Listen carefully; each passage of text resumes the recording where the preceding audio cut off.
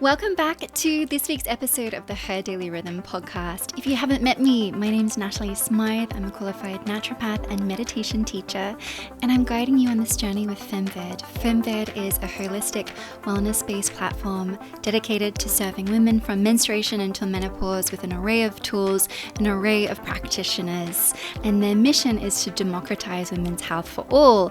So where we are right now in the season, it's November, and November is the perfect time to prime yourself for immunity. I think we've already had going back to school for a lot of people post-summer, and so the viruses are out, they're surviving, they're thriving, but let's not get another cold. In the post-COVID world of viruses and bugs replicating at vast speeds, and we have this antibiotic resistance, how do we prime and build our immune system? Since it's grown with us since the beginning of time, our immune system is like this protection mechanism that is so intelligent, but there's a lot of things that we've lost along the way. So your immune system is your interfacing protection against the world, the bugs, fungus, and the environment. And your innate system does a pretty solid job. It's so brilliant, in fact, but what happens? What goes wrong along the way? So I want to take you back to 8th grade kind of biology. So your immune system, let's think of it as like this medieval castle of defense. First, we've got the walls, we've got your skin, the lining in your nose, your throat, your stomach acid, your tears, the enzyme from your saliva. These are all protective barriers to keep pathogens out. They're coated in this mucus that traps viruses and bacteria with tiny hairs called cilia, and that sweeps them away. So that's your innate immunity, and you were born with it. So what happens in winter as to why these viruses thrive, because it's more dry and cold outside. So particularly in humidity, or if you go into a steam room or somewhere that's really humid, the viruses won't survive. So one really great tip is when you're going outside, you're traveling on public transport and so forth, always put a balm up your nose, because that's a first layer of defense that helps you. So that's your innate immunity. That's what you're born with. But sometimes what happens is obviously threats get through that wall. So that's when the rapid team arrives. Here we have your neutrophils, your macrophages. They're these big cells, and they will eat anything in its way. But what happens is they kind of eat everything. Anything that looks foreign. So then if the threat is a little bit serious, then we have our special forces, your adaptive immunity. This is your T cells, your B cells. This is when we're thinking about allergies, etc. And they can create custom weapons, your antibodies, for each specific enemy. This is how vaccines work. So the adaptive response takes days or weeks to fully activate, but this provides lasting protection. And they remember. So once they've fought off a virus, they keep that blueprint. And that's usually what happens as to why you don't get chickenpox again. And so this system is so incredibly sophisticated, and it's lasted over millions of years. But why do we keep getting sick? And why in November? Why in the change of season in autumn, in this kind of like in-between period? Well, factor 1. The vitamin D crash. So right now, if you're in Europe or London where I am, the sun is too low to make enough vitamin D in your skin. And so even on a clear day, even if you're outside, the UVB rays can't penetrate the atmosphere at this angle. And so your vitamin D levels usually peak about August, and your vitamin D protection will last as long as your tan. And if you do have more melanin in your skin, usually there are lower levels that you'll have around about now. So it is a vitamin, but it's actually a hormone for your immune system. Those T cells that I mentioned, those special forces, they literally can't activate without vitamin D. So it's like having those elite soldiers, but they don't have any weapons. So that is one of the single most reasons why people do get sick in the winter, is because they're deficient in vitamin D. Now, if you're generally healthy, I would say start supplementing with vitamin D, but be sure if you haven't compromised your immune system or there's anything going in your biology, you should always get tested at your doctor. And so what happens with that vitamin D is it does regulate that inflammatory response. It strengthens the barrier function of the respiratory tract, and it helps produce, your body helps produce antimicrobial peptides. So that's like natural antibiotics that your body makes. Factor 2, nutrient depletion. Our modern lives are amazing. We live in these urban environments. We have access to everything that we need. Our life is crazily exciting. We have advanced so much, but there are consequences. Our soil is depleted of nutrients. The same carrots have less than 30% minerals than they did only 50 years ago. Now we have less zinc, magnesium in our soil. So where do we get those essential minerals? What are essential minerals? Essential minerals is your body can't make them, so you have to have them from your food. What happens if your food the soil that it's grown in doesn't have enough of those minerals? That's why we're having this kind of complex going on. We've replaced our nutrient-dense organ meats and warming broths with processed convenience foods. Chronic stress, works, phones, news traffic literally make you pee out zinc and magnesium. Gut health, where 70% of your immune system lived, is damaged by antibiotics, processed food, and stress, and remembering that our protein sources, our factory farm foods, all are pumped with antibiotics as well as milk, irrespective of whether you are taking antibiotics. And if you do take antibiotics, that completely removes all of the bacteria in your system, and you do need time to rebuild those microbes too, and those microbes do work in function with your immune system. Processed food feeds harmful bacteria and creates inflammation by that microbiota in your system. It creates an offshoot of different enzymatic responses. NSAIDs and medication that damage the gut lining directly, causing inflammation. Pesticides, residues may harm bacteria, may harm those microbes in your gut as well. Chronic stress diverts blood flow away from the digestion and then reducing nutrient absorption. And so these immune consequences that we have, even if you eat well, you can't absorb zinc, vitamin A, iron, or B12 properly. This weakens your gut bacteria, and there's something called intestinal permeability, so that allows these bacteria fragments into your bloodstream, triggering chronic inflammation. Then there is something called dysbiosis, which is this imbalanced gut bacteria which produce fewer short-chain fatty acids, and these regulate your immune cells. And so then we have, going back to your gut-associated lymphoid tissue that is in your immune system. And these are specialized immune tissues, and they become impaired when we can't produce enough antibodies or T regulatory cells. So then obviously we have less sleep because of screens and stress. We have more time indoors and the air quality and other people's germs. We have comfort food cravings that spike your blood sugar, and then this suppresses your immunity further. And remembering, whenever we eat something sweet, studies show that this decreases your immune response 3 hours afterwards, which reduces your stomach acid and digestive system production. So there's this whole conglomerate of things happening that no wonder it has a complete knock-on effect. So we can never look at our organs or our systems in silo. Every single organ system is working in harmony. In harmony. That's why we have to look through this holistic lens. So there's this biodirectional feedback happening all the time. Your cells are communicating with you all the time. So what happens when we have zinc depletion? And noting that your zinc receptors are on your tongue. So you might have noticed in COVID, one of the symptoms was you were losing the taste sensation, and a lot of people have reported that still. So you can actually retrain your taste buds within 20 days by having zinc supplementation. It's very imperative for both men and women in reproductive age. So what happens is if you're having refined grains, it lacks bioavailable zinc.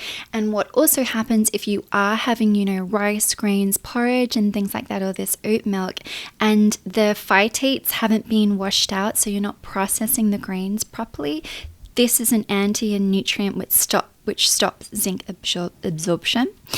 Your stress Stress hormones increase zinc excretion through the urine. And then toxic metals. So if you do live in an urbanized environment in the city, cadmium is high in pollution.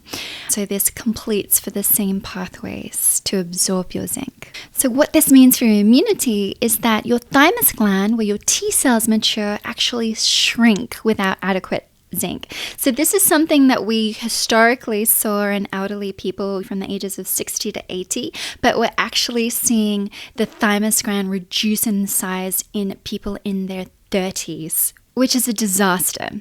So what happens is your neutral cells, this innate immune system that rushes to the infection site, it can't function properly. So your adaptive immunity can't regenerate the variety of antibodies required.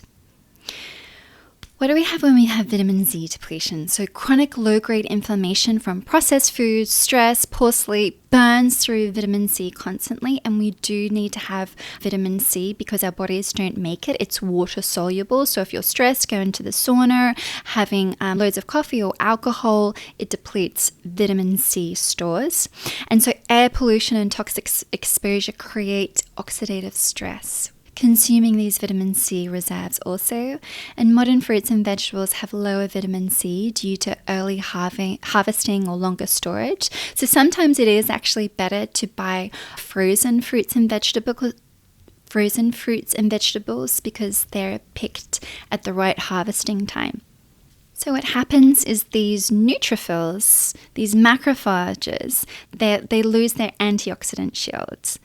They damage themselves whilst fighting pathogens. So your lymphocytes can't proliferate efficiently, and your skin and mucosal membranes barriers weaken.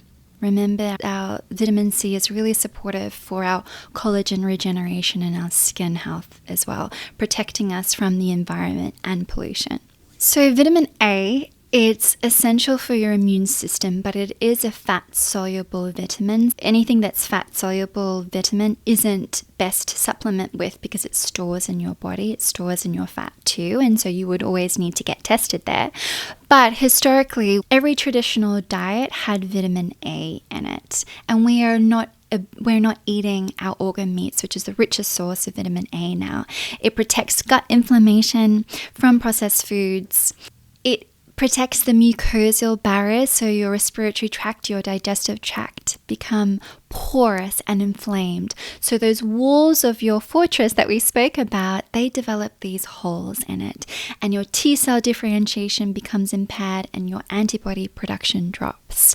So we also have this kind of magnesium crisis. Stress causes urinary magnesium loss, and I think what a lot of people don't realize is magnesium is required for over 300 enzymatic reactions, including your immune cell production. So your immune cells literally don't have the energy to function without magnesium, and chronic inflammation increases because magnesium helps regulate inflammatory responses. So factor 3, the environment. So viruses, as I mentioned earlier, literally thrive in cold, dry air. So when you turn on the heating, the humidity drops by about 40%, and flu viruses are more stable and survive longer in low humidity. So dry air also damages the mucosal membranes that I spoke about. And remember those castle walls when you're all crowded together in offices, tubes, shops, breathing recycled air, more virus exposure, so it weakens your defenses.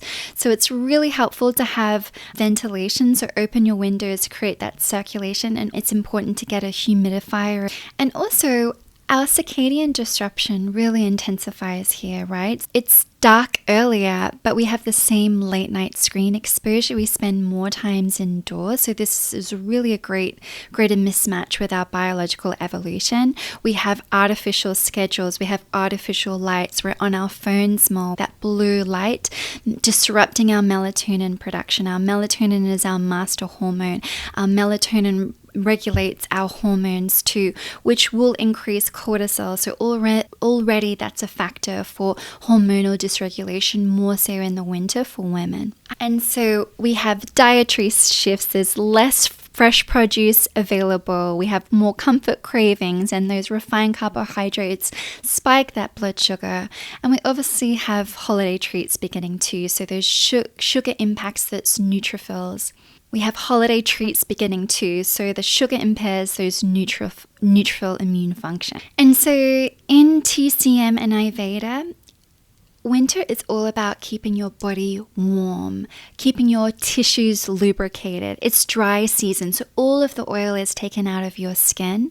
So what is one of the most beautiful practices that you can do is the Abhyanga massage for dry season. So first thing in the morning, take some oil, warm it up in a pan, and then just spend 5 hours massaging your ears, because it is that dry vata season. It's a little bit erratic. All of the leaves are falling off outside. Massage your feet and also massage your stomach, and if you can, massage your limbs and around your elbows and knee joints as well. And then leave that on for about 20 minutes. Do your some meditation, some movement, or some cleaning, or anything that you do in your morning routine. Then have your shower, because the reason you do that is the oil protects your skin from the water. Remembering our water quality usually has chlorines in it. It's not the cleanest source anymore. So having that oil as a protective barrier really supports your skin. It's also a medicated oil. So we can take in drugs and we can take in medication through the dermis, through our skin, and it goes straight through our bloodstream. So it's a way to get nutrients in your skin. So that's one of my favorite hacks there. And finally, let's get the foundations right. Let's build that castle. So we have established that we need our essential nutrients. We need our vitamin D supplementation, 2,000 to 4,000 IUs daily from November to March. If your skin's not going to receive sun, always please get tested. Your zinc supplementation found in oysters, pumpkin seeds, beef. I love pumpkin seed butter. Vitamin C, your immune cells burn through it so much, particularly when fighting off an infection. It's not enough to get an orange a day. You can take things like rosehip tea, berries are really nutritious. Having a lot more of your citrus foods, and then supplementing with something between 500 to 1,000 micrograms. Vitamin A keeps your mucous membrane strong, so the best sources are liver. Or you can have your orange colorful vegetables. Just make sure that you add some oil or some fat with it so it has better bioavailability into your body. Lifestyle practices, we really need our sleep. This is when our immune system generates. Most T cells are made when you are sleeping, and so if you skimp on sleep, you're literally reducing your army's capacity. So one simple thing is just no screens 1 hour before bed. Blue light suppresses melatonin and disrupts that whole circadian rhythm that we spoke about, which controls your immune function. I don't have to tell you how much stress suppresses your immune system while depleting the nutrients it needs. So even 10 minutes of breathing exercises or meditating gives you immeasurable benefits. Gut health. We always speak about that 70% of your immunity live here, so feed it through fermented foods, sauerkraut, kimchi, kefir, yogurt. These train your immune system. Also remembering we're coming into the festive, jovial season, right? So, you really have to enjoy yourself, but just with these simple, easy practices, you can really transform the basis and the foundation of your health. And it starts with foundations, right? If we go into persistent green pharmacy, we're just putting on a band-aid and not getting to the root cause. So go to the root cause. Build your foundation, and then you can add and build. But without a foundation, your body isn't communicating properly with each other. So we really need to start with that digestion. Listen to outside and listen to your body and learn to respond. In winter, nature shows us that it provides us with denser, heartier root vegetables, right? That's why we have more soups and more stews, to keep us grounded, to keep our digestive fire. We need to keep it warm. right? We don't want that dryness to get inside us. Keep yourself lubricated. Have those. That's why we have more fatty foods. There is a reason why nature shows us everything that we need to do for our health. Have your heaviest meal at lunch and then have your nourishing soups at night. Add spices like ginger, cinnamon, cardamom, black pepper, clove. They're really warming to your body, so your body doesn't have to do all the heavy lifting. Have hot water. If you're able to see what happens to macrophages under the microscope that are having that like hot water, they become alive. So it is the same temperature as your water. So don't make your digestive system work harder. This has been like a game changer for me, just having hot water to my digestive health, because I usually experience a more of a slowish, sluggish digestion. So alcohol, this is why we have mulled wine. It has all the fruits, it has the spices. So this actually is the time when you can drink alcohol where it's more supportive to you. But bearing in mind, red wine, particularly if you're in your 30s, for women, this can cause a bit of disruption to hormones because it's quite heating. So opt for things like Prosecco and white wine and those mulled wine. And just don't eat when you're not hungry. Like how you start your meal is important. Try having some bitters, try having some ginger and warm water, adding cumin to your water as well. I love reishi, turkey-tail, cordyceps, the mushrooms. There's incredible research of how they're able to support cancer, inflammation, that immune system picture. So there's so many powders out there. You can add them to a hot chocolate, super warming. This is kind of like that functional food. First sign of an infection, go for your elderberry syrup, have your warm fluids, rest immediately, increase your vitamin C, take a zinc lozenge, and just rest and let it pass. What do kids do, right? They recover so quickly. I mean, sure, they haven't been exposed to the modern world, but they just rest. So just listen to that and don't fight the infection. As always, please, I hope this information was useful. Please tell me what you want to hear, and I can't wait to see you next week.